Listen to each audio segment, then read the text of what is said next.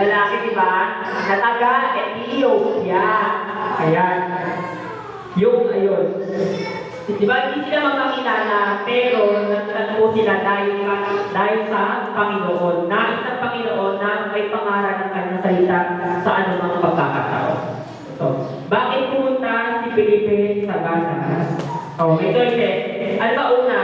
Bakit napunta doon si Felipe sa Gaza? A. Para magbakasyon? Or B. Sundin ang banal na espiritu? Sino sagot na A?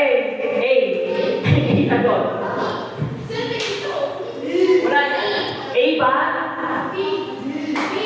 Pumunta ba si Felipe doon sa Gaza para magbakasyon?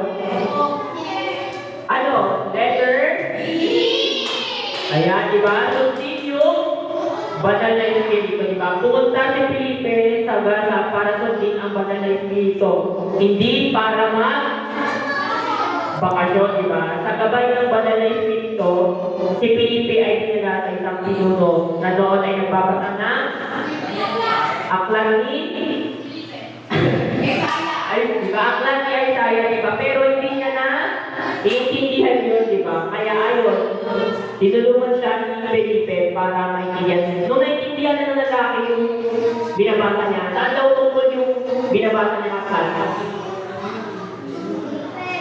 Hello.